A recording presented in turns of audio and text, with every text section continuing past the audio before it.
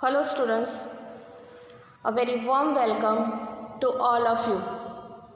Myself Patel Pravada from Param Guru Pathshala English Medium School, Sarsa. Today I am going to discuss with you the very first chapter from Standard 7 Science, and that is Nutrition in Plants Part 2. In this video, I am going to touch numbers of topics, and that are other modes of nutrition, saprotrophs, and how nutrients release in the soil. So students, let's begin. Dear students, in our previous video, you learned that green plants make their food by their own by the process of photosynthesis, and by this process they make the food product, that is carbohydrates, and these carbohydrates are made of carbon, hydrogen and oxygen. These are used to make other components of food such as protein and fats.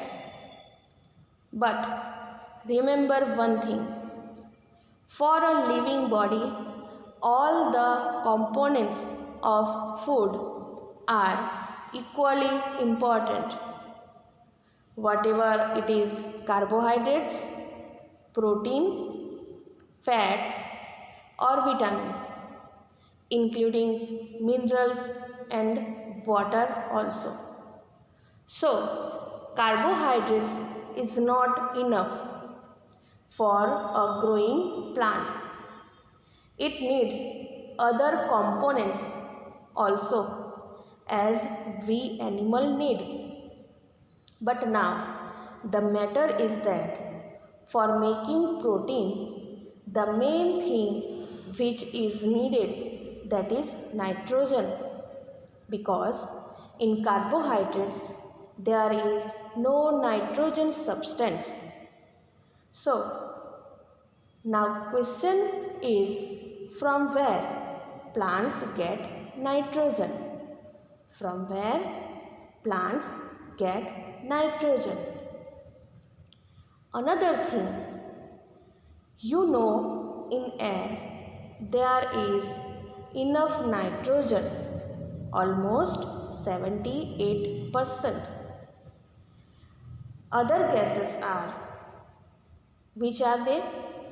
Yes, 21% oxygen and only 1% of other gases. So, you can say plants can take in nitrogen from the air directly through the stomata, as do carbon dioxide. They get carbon dioxide from the air directly. But plants cannot absorb nitrogen directly from the air. Yes, plant cannot absorb nitrogen directly from the air in the gaseous form. So now question is that, how plants get nitrogen to make protein, fats? So here is the answer for you. From soil. Yes, students, from soil, nitrogen taken by the plants. Basically, soil has certain bacteria that is called rhizobium. I repeat myself, rhizobium, which is a bacteria present in the soil. And this rhizobium bacteria have the ability to take in gaseous nitrogen from the air. directly and convert this nitrogen into usable form, that is soluble form, and then release the nitrogen into the soil. Then when plants absorb water through its root, nitrogen also absorbed by the plants along with water. Remember, along with water. Students, you also might know that sometimes farmers adding fertilizers.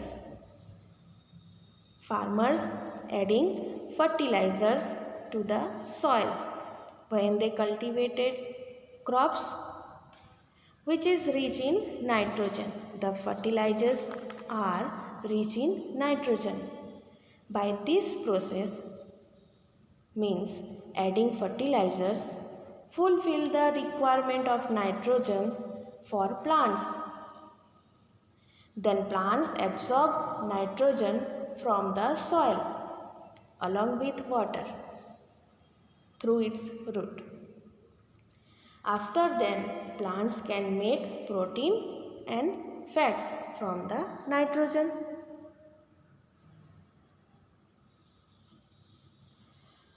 Our next topic is other modes of nutrition. Till now, we have talking about one mode of nutrition, that is autotrophic nutrition. Now, here is the another way of nutrition. Students, there are such plants who do not have chlorophyll. That means they are not green in color. So, what is mean that? Yes, that means they cannot make food by their own as they do not have chlorophyll. So now question is that how these plants survive and from where they get nutrition, because they cannot make food. So how can they survive and get the nutrition? Students, like humans and other animals, such plant who do not have chlorophyll depends on other green plants. Yes, depends on other green plants and get food from them and get the nutrition also. Students, do you ever seen a yellow wiry structure twining around the stem and branches of a big tree? This plant is called cuscuta or amarbel. You can see in the figure also. In this figure you can see a wily yellow wiry structure. As it is yellow in color, that means it does not have chlorophyll. So it cannot make food by their own by the process of photosynthesis. So it takes ready-made food from the plants on which it is climbing.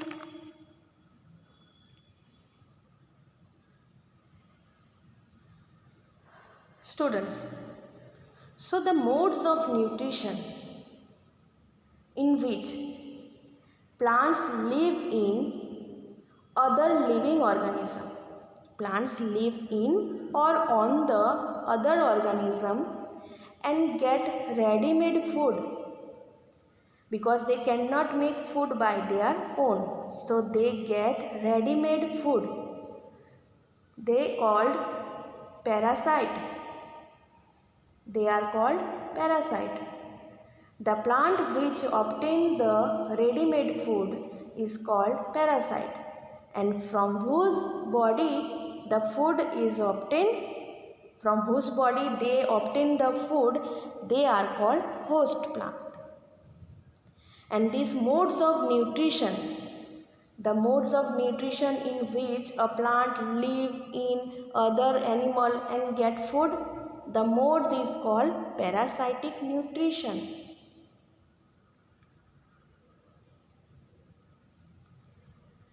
Students, there are few plants which can trap insect and digest them. They can be green color or might be other color. The leaf is modified into pitcher. It is modified, the leaf is modified like a pitcher or jug. The apex part of the leaf forms a cover, which can be opened or closed automatically. The pitcher, inside the pitcher there are lots of hair.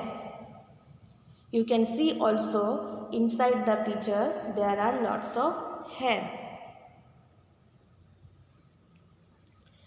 Now when an insect lands on the pitcher, the lid closes and the insect or the small animal can be a small animal also like a frog trapped into the pitcher. When an animal, a small animal or insect lands in the pitcher, the lids automatically closed and the animal or the insect trapped into the pitcher. Then the insect digested by the digestive juices, which is secreted from the inner side of the pitcher. And then plant get the nutrition from the dead body of the insect or the small animal. Such insect eating plants are called insectivorous plant. This kind of plants called insectivorous plant, like pitcher plant.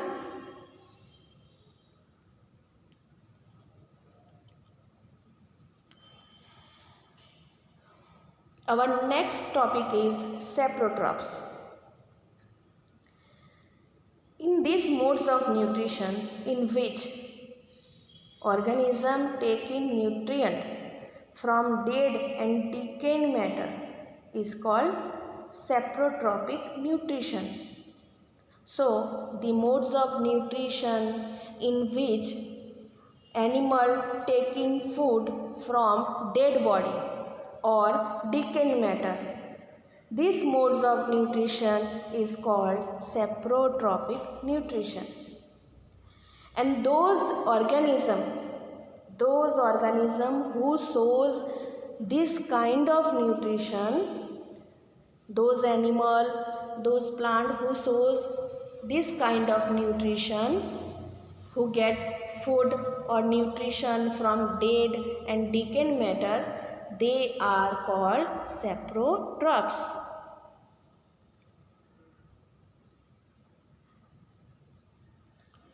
Students, you may see the umbrella-like structure.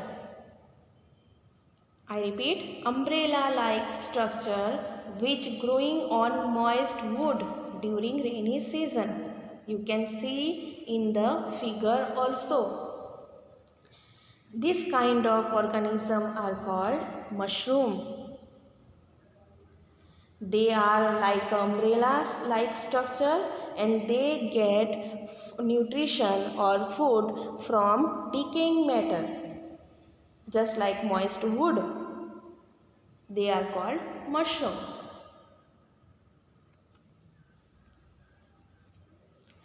Another example is in piece of bread, which a piece bread become moistened and live in a moist and warm place for 2 to 3 days. Yes, 2 to 3 days.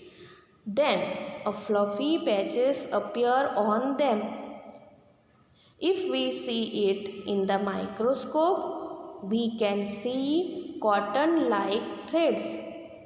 spread on the piece of bread. These organisms are called fungi. Fungi grows on pickle, leather, closed. In the hot and at the same time in the humid weather, fungi can be grow. So hot and humid weather preferable to grow up fungi.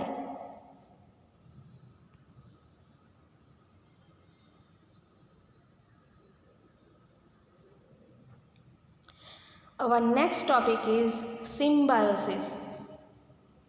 Students, there are some organisms who live together and share both shelter and nutrients.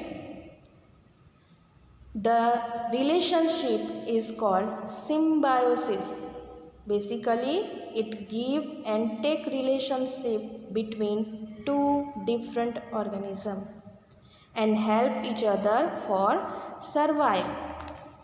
That's mean when two different kinds of organisms live together and help each other for survive their life, and they have the give and take relationship between them. This kinds of relationship is called symbiotic relationship, and the organism are called symbiosis.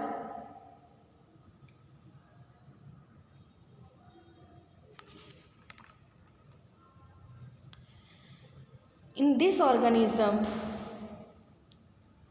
in which two different organisms live together and give and take things, firstly, they have lived together and survive because they have the condition to give and take relation. You can see the figure, that is a lichen. In this organism called lichen, two different organisms, algae and fungi, live together and give and take things. Firstly, chlorophyll containing partner, which is algae. Here the chlorophyll containing partner is algae, who give food to the fungi, because fungi cannot make food by their own. It do not have chlorophyll. So algae give food to the fungi. In the other hand, fungi give shelter and water to the algae. On the other hand, in the return of, fungi give water and shelter to algae to prepare food. Students, you can see in the figure. Here algae and fungi live together and survive. Fungi give water and shelter to algae. In return of, algae give food to fungi.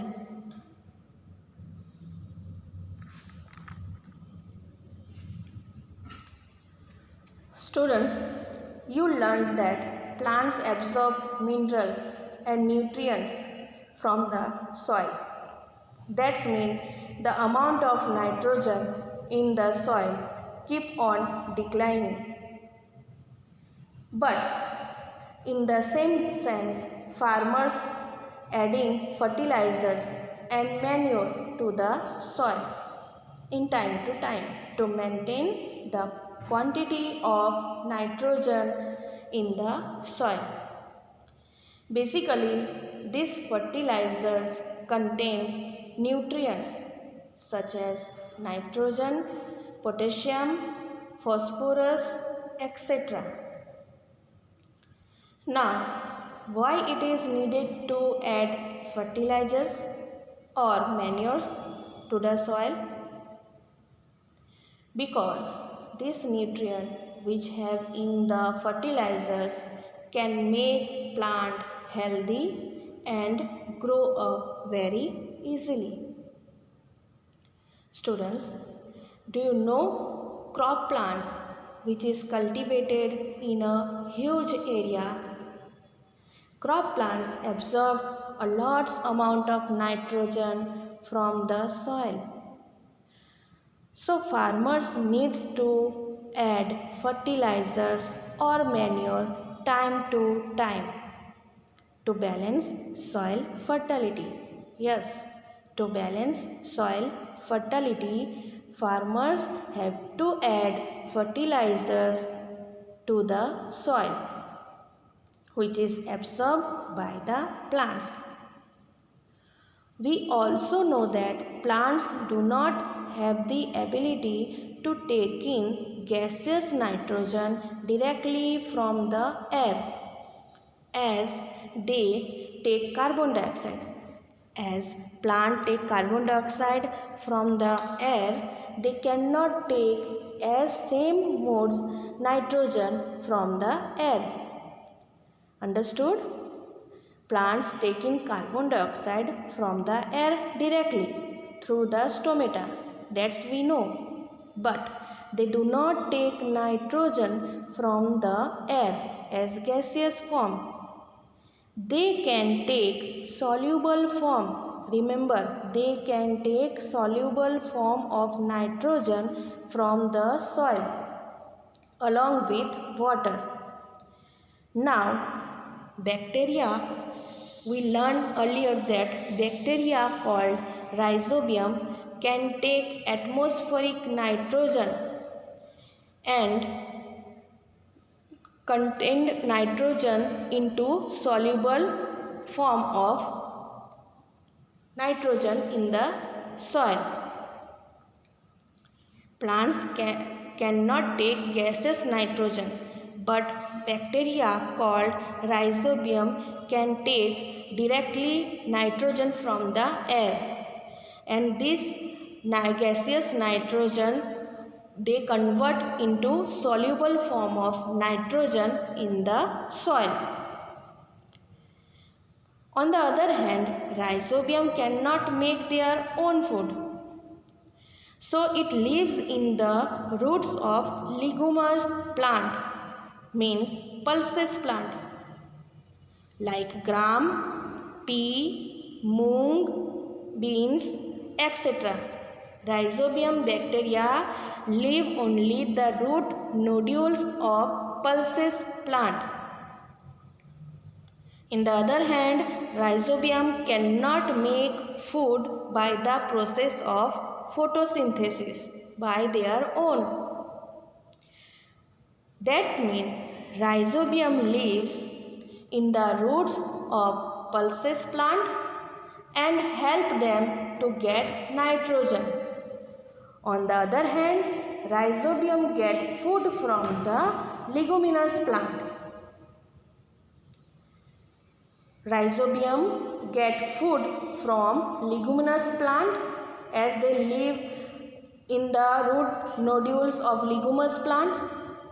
On the other hand, in the return of rhizobium give nitrogen to the plants. So they have the give and take relationship between pulses plant and rhizobium bacteria. This kinds of relationship is called symbiotic relationship. Now, what is the advantage by this relationship? By this process, farmers can benefited. Do you think so? Yes. Farmers can be benefited as nitrogen added to the soil by the natural process.